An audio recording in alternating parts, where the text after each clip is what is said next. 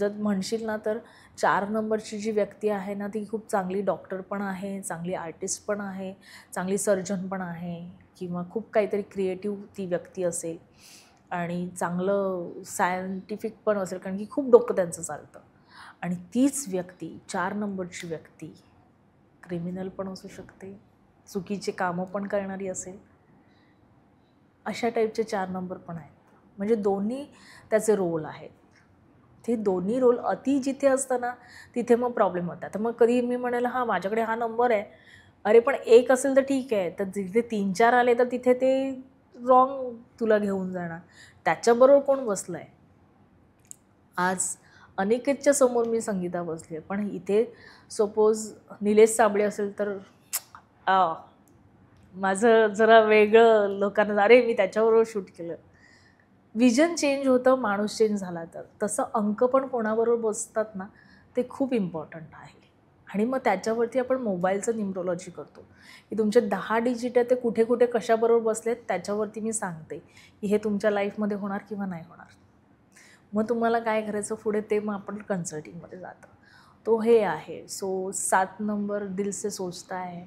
फक्त तो असंच अंदाजपंची सगळे क्वेश्चन चेक करणं, बरोबर आहे की नाही, हे नाही ते नाही. आणि तो पण जास्त विचार करणारा असतो, कारण तो धडाशी रिलेटेड असतो. जो 4 नंबर आहे तो हेड आहे. 7 नंबर इज धड.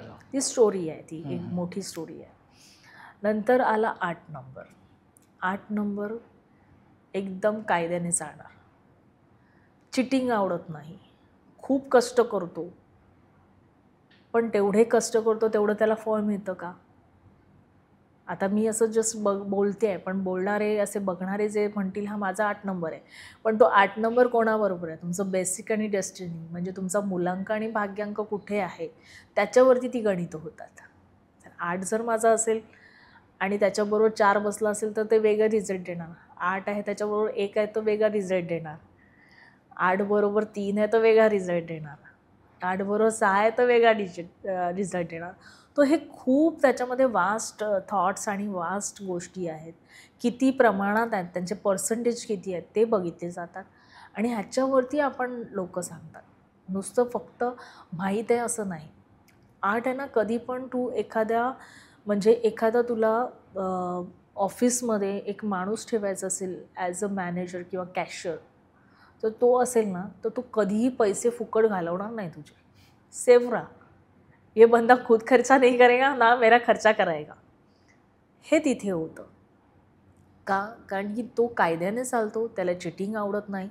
जिथे पैसा वेस्ट करायचा आहे की नाही करायचा तो विचार करतो की खरं ह्याच्यात पैसा द्यायचा आहे की हा वेस्ट होतोय. हे त्याचं गणित त्याचं बरोबर असतं, म्हणून तो 8 नंबर तेवढा असतो. तुम्ही हा व्हिडिओ इथपर्यंत बघितलात म्हणजे हा नक्की व्हिडिओ तुम्हाला आवडलाय. ह्याचा पूर्ण व्हिडिओ, पूर्ण पॉडकास्ट आपल्या मेन यूट्यूब चॅनलवर आहे, ज्याचं नाव आहे वन टेक विथ अनिकेत. हे चॅनल तुम्ही नक्की फॉलो करा. आणि इंस्टाग्रामवर आम्ही बऱ्याच रील्स ह्या व्हिडिओच्या अपलोड केलेल्या आहेत, त्या पण तुम्ही सगळ्या बघा. आणि वन टेक विथ अनिकेत हे इंस्टाग्राम चॅनल पण फॉलो करा.